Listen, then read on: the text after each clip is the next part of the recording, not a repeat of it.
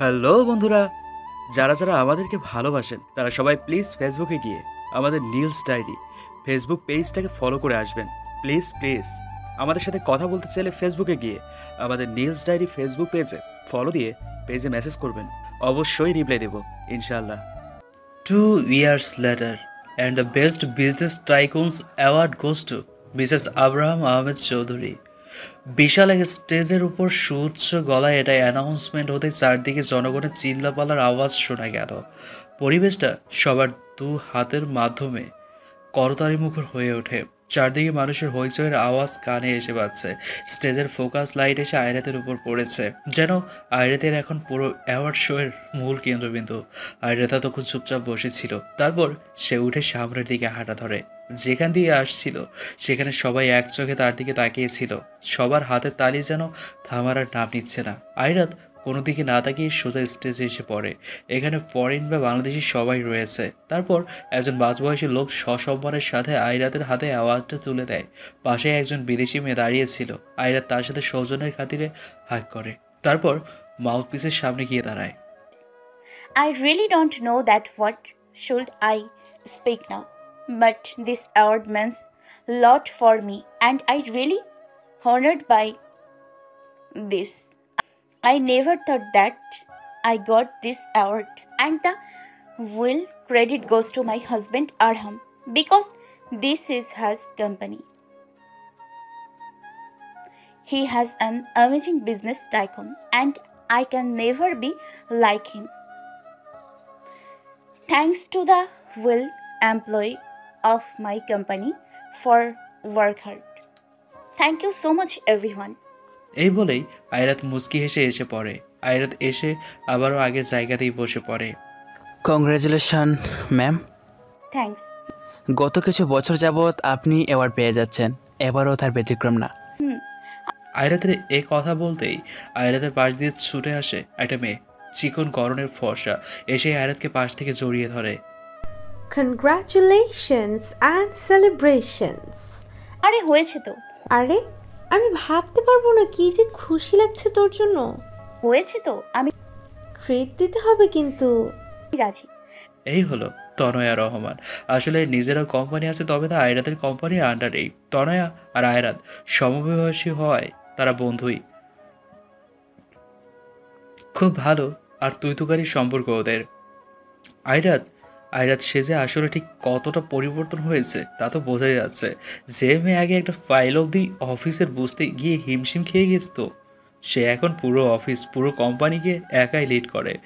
যার রিভলভার হাতে নিলেই প্রায় জ্বর এসে পড়তো, সে এখন রাত দিন 24 ঘন্টায় এগুলো অস্ত্র নিয়ে থাকে। আয়রাত আগে থেকে অনেকটা বদমেজাজি হয়ে গেছে। কেন জানি তার মাঝে এই ইগোটা অনেক বেশি পরিমাণে কাজ করে, যার ফলে অনেকে আয়রাতকে এরোগেন্ট বা ইগোস্টিকও বলে। কি আর করার, পরিস্থিতি আয়রাতকে এমন বানিয়ে দিয়েছে। রাগ যেন নাকের ডগায় থাকে, হাসেও খুব কম। অর্থাৎ সে নিজের পরিবারের কাছে একরকম আর বাইরের দুনিয়ার কাছে আরেক রকম। আয়রাত আগে আব্রাহামকে বলতো যে সে এমন বদমেজাজি কেন বা এমন বদরাগী কেন, কিন্তু সেই সব বিষয়ে যখন আয়রাতের ক্ষেত্রে কাজ করেছে তখন সে বুঝেছে যে আব্রাহাম আসলে কেন এমন ছিল। আব্রাহামের উপর যে মাফিয়ার ট্যাগটা ছিল সেটা আয়রাত যেন এখন নিজের উপর নিয়ে নিয়েছে বলতে এসে পড়েছে। কেননা সেখানে অনেক ভেজাল আর যে পরিমাণ টাকা সেই সবে ব্যয় করা হতো, তাতে তো এত সহজে ছাড়া যায় না। এসব অনেক বাধা বিপত্তি এসছে, অনেক কিছু সহ্য করতে হয়েছে। অতঃপর এগুলোকে পাড়ি দিয়ে আজ আয়রাতের অবস্থান এখানে। আয়রাতের বর্তমান পরিচয় ওই নুজাইবা বিনতে আয়রাত নামক একটা অতি সাধারণ মেয়ে নয়। তার বর্তমানে identity successful business woman tycoon. আগের আয়রাত আর এই আয়রাতের মাঝে আকাশ পাতাল তফাৎ। আয়রাতের কাছে মডেলিংয়ের অফারও এসছে, কিন্তু সেই সব করার আর সময় কই। এমনিতেই সে এখন এক পাবলিক ফিগার। ছেলেরা এক কথায় মরে যায় আয়রাতের ওপর, কিন্তু আয়রাত যেন চোখ ফিরিয়েও দেখে না। সব কিছুই পাল্টে গেছে, সব। শুধু আয়রাতের মনে আব্রাহামের জন্য ভালোবাসাটা পাল্টায়নি এখনো, তা আগের মতো ক্ষীণ আছে। সবাই শান্তিপূর্ণভাবে স্টেজে বসেছিল। হঠাৎ করে তখন গুলি করার আওয়াজ আসে। একসাথে বেশ কয়েকটা গুলি বর্ষণ হয়ে যায়। সবাই তো যার যার জায়গা থেকে উঠে পড়েছে, মুহূর্তেই চারদিকে গন্ডগোল লেগে গেল। সবাই নিজ নিজ জায়গা থেকে উঠে দৌড়িয়ে চলে আসছে। বাইরে যে গার্ডরা ছিল তারা এসে আয়রাতকে সাপোর্ট দিতে শুরু করে। পুলিশ অফিসাররাও দ্রুত ভেতরে এসে পড়ে। আয়রাত সেখান থেকে চলে আসে সাথে তনয়াকে নিয়ে। যেই না বাইরের রাস্তা দিকে যেতে ধরবে তখনই একজন লোক মুখে কালো মাস্ক পরে আয়রাতের সামনে আসে, হাতে গান নিয়ে আয়রাতের দিকে তাক করে রয়েছে। আয়রাত আস্তে করে তনয়ের হাতটা ছেড়ে দেয়। তনয় ভয় পেয়ে দাঁড়িয়ে আছে, আর আয়রাতের সামনে থাকা লোকটি আস্তে আস্তে করে তার ট্রিগারে চাপ দিচ্ছে। লোকটি যেই না শ্যুট করতে যাবে তার সাথে সাথে আয়রাত কিছুটা নিচে ঝুঁকে তার পায়ে পড়ে থাকা শুয়ের সাইড থেকে একদম চিকচিক ধারালো একটা ছুরি বের করে চোখের পলকেই দিয়ে লোকটার গলায় এক ঘা বসিয়ে দেয়। খুব দ্রুত করেছে কাজটা আয়রাত। সামনে থাকা লোকটা আর কিছুই বুঝতে পারলো না, একদম তার শ্বাসনালীর বরাবর গিয়ে লেগেছে চাকুটা। শরীরটা নিস্তেজ হয়ে নিতিয়ে পড়ে যায়। তনয় ড্যাব ড্যাব করে তাকিয়েছিল, তখন আয়রাত তাকে নিয়ে দ্রুত বের হয়ে পড়ে। বাইরে এসে সোজা গাড়িতে বসে পড়ে। তখন রাশেদ এসে আয়রাতের গাড়ির জানালার কাছে দাঁড়ায়। রাশেদ, সব কটাকে আটকাও, একটাও যেন বাদ না যায়। সবগুলোকে ধরে আনো। জি ম্যাম, আপনি যান। আয়রাত গাড়ি ড্রাইভ করা শুরু করে দিল। তার পাশে তনয়কে নিজের দিকে এভাবে তাকিয়ে থাকতে দেখে আয়রাত বলে ওঠে, আরে এভাবে তাকিয়ে আছিস কেন? এখন বুঝলাম যে তুই সবসময় উঁচু শু পরে কেন থাকিস। কেন থাকি? এই যে এইসব চাকু টাকু লুকানোর জন্য আর কি। তুই কি বাসায় নামবি? হ্যাঁ। আয়রাত গিয়ে তনয়কে তার বাসায় সামনে ড্রপ করে দিয়ে এসে পড়ে। এখন প্রায় রাতের সময়। 22 তলা একটা বিল্ডিং আর তার 21 তলার কোনো একটা রুমে আয়রাত বসে বসে ম্যাগাজিন পড়ছে। তার পাশে থাকা একটা রুমেই কতগুলো মানুষকে কুকুরের মতো করে পেটানো হচ্ছে। বাকি সবগুলো আধমরা, আর এগুলো যে মাস্টারমাইন্ড ছিল তাকে তুলে আনা হয়েছে। আর এরাই এখন এরাই তখন মানুষ ভর্তি শোধে গুলি চালিয়েছিল। আয়রাত তার এক হাত কপালের পাশে ঠেকিয়ে ম্যাগাজিনের দিকে চোখ দিয়ে রেখেছে। আর পাশের রুমটা থেকেই মানুষের আত্মচিৎকার ভেসে আসছে। এই চিল্লাপাল্লার জন্য আয়রাতের ভালো ঠেকছে না, তাই সে তার সামনের টেবিলের উপর রাখা রিভলভারটা নিয়ে সোজা ওই রুমে চলে যায়। গার্ডরা আয়রাতকে দেখে সাইডে সরে যায়, আর আয়রাত গিয়েই কোনো প্রকার কোনো কথা না বলে ধাই ধাই করে যতগুলো বুলেট ছিল সব কটা ওই লোকটার মুখে শ্যুট করে দেয়। ক্ষতবিক্ষত হয়ে যায় তার বুকটা। নিঃশব্দ রুমে লোকটার নিথর দেহ নিচে লুটিয়ে পড়ার আওয়াজটা কানে এসে লাগে। ম্যাম, মারলেন কেন? কারণ ভালো থাকার মানুষটা এই যে টর্চারগুলো করা হয়েছে বলার হলে এতক্ষণ সব কিছুই বলে দিত। যেহেতু বলবি না তাহলে মরে, বাকি যারা বেঁচে আছে তাদের দ্রুত হসপিটালে অ্যাডমিট করো। আর এর লাশ এমন জায়গায় ফেলে রেখে এসো যেন কাকপক্ষী অবধি টের না পায়, ওকে? জি ম্যাম। এই বলে আয়রাত মুখে মাস্কটা বের করে পড়ে। বাইরে এসে লিফটে উঠে পড়ে। তারপর একদম বাইরে এসে গাড়ি বের করে বাড়ি চলে যায়। বাড়ি যেতেই আবারও অয়নের ফোন আসে আয়রাতের কাছে। হ্যালো। বৌমনি, ঠিক আছো তুমি? হ্যাঁ, আমার আবার কি হবে? রাশেদের কাছ থেকে জানতে পারলাম অ্যাওয়ার্ড শোতে নাকি গুলি চালানো হয়েছে। হ্যাঁ, কয়েকটা। কে করেছে এসব, জানতে পেরেছো? পরপারে পাঠিয়ে দিয়েছি। এখন তুমি কোথায়? এই তো সবে মাত্র বাসায় আসলাম। আর ভাইয়া প্লিজ, দাদি যাতে এই সব কিছুই না জানতে পারে সেদিকে খেয়াল রাখবে, নয়তো অযথা চিন্তা করবে। হ্যাঁ আচ্ছা। রাখি। আয়রাতের যে ভেতরে যেতেই রনিত দৌড়ে আসে। আয়রাত তাকে কোলে তুলে নেয়, অবশ্য খুব কষ্টে। অ্যাওয়ার্ড পেয়েছো? পেলাম। কেন পেলে? নিজেও জানি না কেন যে দিল ওরা আমাকে। ও হ্যাঁ, মনে পড়েছে, ওরা আমাকে বলল যে এটা গিয়ে বাসায় রনিতকে দিতে, তাই। এটা আমার তাহলে। হ্যাঁ। রনি, দুধ খেয়ে যা। তুই এখনো দুধ খাসনি? রনিত কিছু না বলে শুধু তার মাথা দুই পাশে নাড়ায়, অর্থাৎ না। জলদি যা, দুধ খেয়ে আয়। রনিত ইলার সামনে বসলে ইলা রনিতের দিকে দুধ এগিয়ে দেয়, আর আয়রাত ধক করে সোফাতে বসে পড়ে। তারপর তার গায়ের উপরের হুডিটা খুলে ফেলে। অনেক ক্লান্ত হয়ে গেছিস তাই না? না, তেমন কিছু না। কি হয়েছে, মন খারাপ? না, আসলে মনটা খারাপ, তবে ভালো লাগছে না। কেন? আজ এই অ্যাওয়ার্ডটা আরহাম পেত। আবরাম পেল বা তুই পেলি, সেটা তো একই কথা হলো। হুম। জানিস, আমি না মাঝে মাঝে তোর আগের ছবিগুলো দেখি। কেন বলতো? আগে তুই জামা পরতি, মাঝে মাঝে শাড়িও পরতি, কিন্তু এখন তো এত স্মার্ট স্মার্ট ড্রেস পরিস। আগে যা ইচ্ছা খেতি, আর এখন লাস্ট কবে তুই এই ফুচকা আইসক্রিম খেয়েছিলি তোর মনে আছে কি? অনেক পাল্টে গেছিস তুই। আগে যারা তোকে চিনতো ওদের যদি বলা হয় যে এই আইরাত, তাহলে ওরা তোকে ধরতে পারবে না। রিল্যাক্স দাদি, প্লাস্টিক সার্জারি করাইনি আমি, শুধু একটু বেশভূষায় চেঞ্জ করে এসছি, এই যা। কাল কি মনে আছে তো? আয়রাত চোখ তুলে তার দাদির দিকে তাকায়। আমি কি ভুল ভাবতে পারি? ওপরে যা, ফ্রেশ হয়ে নে। হুম। আয়রাত উপরে চলে যায়। উপরে গিয়ে নিজের ফ্রেশ হয়ে ড্রেস চেঞ্জ করে ফেলে। আয়রাতের হঠাৎ মনে পড়ে ইলার কথা। আসলে অনেকদিন হয়েছে আয়রাত আগের মতো করে গোল জামা বা শাড়ি পরে না। আয়রাত কাভার থেকে একটা সাদা ধবধবে জামা বের করে পরে নেয়। আয়রাত গিয়ে আয়নার সামনে দাঁড়ায়। বুকের ভেতরটা কেমন যেন মোচড় দিয়ে ওঠে। আগের মতো লাগছে তাকে দেখতে। আয়রাতের কেন জানি মনে হতে লাগলো যে এই হয়তো তার আব্রাহাম তাকে এসে জড়িয়ে ধরবে, কিন্তু এটা একটা স্বপ্নই মাত্র। আয়রাত ঘড়ির দিকে তাকায়, দেখে 12টা বাজার মাত্র 20 মিনিট বাকি আছে। তখনই আয়রাত নিচে চলে যায়। ইলা হয়তো এখন মেডিসিন নিয়ে ঘুমাচ্ছে, তাই আয়রাত নিচে নেমেছে। নয়তো এই জামাগুলো পরে আয়রাতের কখনোই না নিচে নেমেছে আর নাই কখনো নামতো। আয়রাত তার গুটি গুটি পায়ে কিচেনে চলে যায়। কিচেনে যেতে দেখে একটা কেক কাচের ঢাকনি দিয়ে ঢেকে রাখা রয়েছে। আসলে কেকটা আয়রাত নিজেই বানিয়েছে, শুধু স্টাফদের বলে সেখানে রেখেছিল। যাই হোক, আয়রাত খুব সাবধানে কেকটা নিয়ে রুমে চলে যায়। রুমে গিয়েই দরজা লাগিয়ে দেয়। আয়রাত কেকটা বেডের উপরে রেখে হাতে চকলেট র্যাপার আনে। তারপর তা দিয়ে কেকের উপর নাম লিখে দেয়। ছোট্ট ছোট্ট বেশ কয়েকটা মোমবাতি লাগানো হয়েছে। আয়রাত ঘড়ির দিকে তাকিয়ে দেখে আর মাত্র 1 মিনিট বাকি 12টা বাজার। সে খুব সাবধানে বিছানা থেকে নেমে গিয়ে রুমের লাইটটা অফ করে দেয়। আর তার সাথে সাথে বিছানা সহ সারা ঘরে ছোটো মোটো মরিচ বাতির মতো সাদা নেভি ব্লু কালারের বাতি জ্বলে ওঠে। দেখতে ভারী সুন্দর লাগছে। আয়রাত গিয়ে কেকের সামনে বসে পড়ে। টিক টিক টিক টিক আওয়াজ করে 12টা বেজে গেল। আয়রাতের মুখে আপনা আপনি হাসি ফুটে উঠেছে। আয়রাত আস্তে আস্তে হাততালি দিয়ে বলে ওঠে,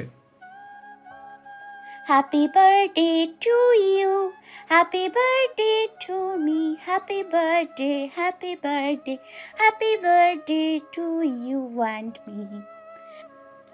আয়রাতের চোখের পানিগুলো চিকচিক করছে আর মুখে ফুটে উঠেছে গাঢ় হাসির প্রকার, গাঢ় হাসির রেখা। আজ 5 সেপ্টেম্বর। আর অবাকের বিষয় হলো এটা যে আজ আব্রাহামের সাথে সাথে আয়রাতেরও বার্থডে। অর্থাৎ আব্রাহাম আর আয়রাতের বার্থডে একটাই। গত বছরগুলো ধরে এমনই হয়ে আসছে। আয়রাত নিজের বার্থডে একা কখনোই সেলিব্রেট করে না, দুজনেটা একসাথেই করে। এমনকি আয়রাত তো এটাই ভুলে যায় যে এই দিনটাতে তার নিজেরও বার্থডে। সে শুধু আব্রাহামের কথাটাই মনে রাখে। আয়রাতের চোখে অশ্রু, মুখে হাসি, তেমনটা নিয়ে একা একা কেক কাটে সে। সামনে আব্রাহাম আর তার একটা ছবি রয়েছে। হ্যাপি বার্থডে জামাইজান, আজ আপনার বার্থডে। ঘুরে ঘুরে আবার এই দিনটা সেই এসেই গেল, তাই না? আপনি জানেন আমি আপনাকে কত কত মিস করি। আপনি তো মিস করেন না জানি। খুব ইচ্ছে করছিল শাড়ি পরার, কিন্তু পরিনি, পারি না তো তাই। আচ্ছা, আপনি এখন কি করছেন? আপনার কি মনে আছে যে আজ আপনার সাথে সাথে আমারও জন্মদিন? আচ্ছা ছাড়ুন, বলুন কি গিফট লাগবে। আচ্ছা দাঁড়ান, আমার কাছে একটা জিনিস আছে আপনার জন্য। এই বলেই আয়রাত নেমে গিয়ে কাওয়ার থেকে একটা বক্স বের করে আনে। তারপর সেটা খুলে বসে।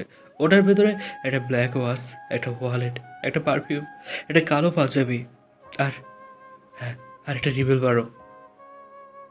এইগুলো আমি আপনার জন্য কিনেছি। জানি গিফটটা খুব বেশি সিম্পল, কিন্তু আমি নিয়েছি। এবার আমার গিফট দিন। আয়রাত এটা বলে আব্রাহামের ছবির দিকে তাকায়। আর দিন, না হলে অনেক বড় সড়ো একটা ঝটকা আমায় ঠিকই দিয়েছেন আপনি 2 বছর আগে, যেটা মরার আগ পর্যন্ত ভোলা সম্ভব না আমার পক্ষে। আর আমি চলে যাওয়াটা কি খুব বেশি দরকার ছিল? আয়রাত মায়া ভরা দৃষ্টিতে আব্রাহামের দিকে তাকায়। আয়রাত হেসে দেয় আর তখন টুপ টুপ করে চোখ থেকে পানি গড়িয়ে পড়ে আয়রাতের। এটা নতুন কিছু নয়, এভাবেই কেটে আসছে আয়রাতের দিনগুলো। আর তাদের দুজনের বার্থডে দিন তো যেন পুরোনো ঘাগুলো আবারও তরতাজা করে দেওয়ার জন্যই আসে। আয়রাত এভাবে আব্রাহামের সাথে কথা বলে একা একাই নিজেকে কোনোভাবে আশ্বাস, না আসলে মিথ্যা আশ্বাস দেওয়ার চেষ্টা চালিয়ে যায় সে। আয়রাত বিছানার এক কোণাতে গিয়ে আব্রাহামের ছবিটা নিয়ে ঘুমিয়ে পড়ে। এভাবে রাতটুকু কেটে যায় তার। সকালে আয়রাত সিঁড়ি বেয়ে নিচে নামছে আর হাতে ঘড়ি পড়ছে। তবে আজ আয়রাতকে কেমন যেন একটু ভিন্ন রকমের লাগছে। কালো প্যান্ট, ভেতরে অ্যাশ কালারের শর্ট টপ আর উপরে ব্ল্যাক কালারের জ্যাকেট পরেছে। আয়রাতকে এত দ্রুত নামতে দেখে ইলা বেগম বলে ওঠে, এসেছিস? হ্যাঁ, জলদি যেতে হবে। এখন তাড়াতাড়ি নাস্তা করতে বস। না না, তা করার সময় নেই আমার কাছে, জলদি যেতে হবে। তনয়া ফোন করেছিল আগামী প্রজেক্ট নিয়ে নাকি মিটিং করতে হবে, তাই জলদি যাচ্ছি। কিছু তো খেয়ে যা। না না, এখন খেতে বসলেই দেরি হয়ে যাবে, অফিসে খেয়ে নিব আমি। এখন যাই, রনি টাটা। Happy birthday. হ্যাঁ হ্যাঁ, আর আসার সময় চকলেট। আচ্ছা। আয়রাত এই বলে বের হয়ে পড়ে গাড়ি নিয়ে। তবে অফিস যেতেই আয়রাত অবাক, কেননা সব স্টাফরা যার যার মতো করে কাজ করছে, কিন্তু তনয়াকে বলেছিল যে সবাই নাকি কনফারেন্স রুমে। সে যাই হোক, আয়রাত তার ক্যাবিনে চলে যায়। তখনই রোদেলা আসে আর তার সাথে তনয়া নিজেও। ভেতরে কি আসবো ম্যাডাম? আয় এদিকে, তোর কানের বোটা ছিঁড়ে আনি এদিকে। যাহ বাবা, আমি আবার কি করলাম? সকালে ফোন করে কি বলেছিস আমাকে? সবাই কনফারেন্স রুমে, তাই না? এই তোর মিটিং? আরে ছাড় না। By the way, happy birthday. হয়েছে। Happy birthday. থ্যাঙ্কস। চল। কোথায়? শোন, একটা কনসার্ট আছে বুঝলি, মানে কি যে বলবো আমি, এত সুন্দর সেটা, অনেক জমজমাট আর বিশাল বড় সড়ো করে হবে। হাজার হাজার মানুষ আসবে সেখানে। আমার তো আর তরই সইছে না। চল আমরাও যাই। অফিস রেখেই সকাল সকাল কনসার্টে যাব আমি? আরে না, এখন না, রাতে, মানে অফিস শেষ করেই আমরা বের হব আর কি। তবে আমরা কিন্তু যাবই, অনেক মজা হবে। আর সবাই সেখানে যাওয়ার জন্য জাস্ট পাগল হয়ে পড়েছে। ওকে ফাইন, যাব, বাট আগে কাজের কাজ করতে দে। আর তুই যা, এই ফাইলগুলো নে, সব করে দে। কি এতগুলো ফাইল? তুই কি চাস তোর কোম্পানির সাথে আমি কাজ ছেড়ে দিই? এই না না না না না। তাহলে এগুলো নিয়ে যা। আর হ্যাঁ, যত তাড়াতাড়ি এগুলো কমপ্লিট করবি তত তাড়াতাড়ি আমরা বাইরে যাব, বুঝলি? আচ্ছা। দেখতে দেখতে সময় পার হয়ে গেল। এর মধ্যে আয়রাত বিকেলের দিকে রাশেদের সাথে অনাথ আশ্রমে গিয়েছিল। সেখানে গিয়ে সব বাচ্চাদের অনেক কিছু দিয়েছে। এই কাজটা আয়রাত প্রতিবারই করে। তারপর আবারও বিকেলের শেষ সময় আয়রাত অফিসে আসে, আর অফিসে আসতে তনয়া ঝাপটে ধরে তাকে। এই কোথায় ছিলি? তুই জানিস না আমি প্রতি বছর এই দিনে এই সময় কোথায় থাকি? ও সরি সরি, মাই মিস্টেক। আচ্ছা এখন চল যাই। না গেলে হয় না কনসার্টে? এটা তো কথা ছিল না আমাদের। আচ্ছা, খানিক পর যাচ্ছি, গার্ডদের নিতে হবে সাথে।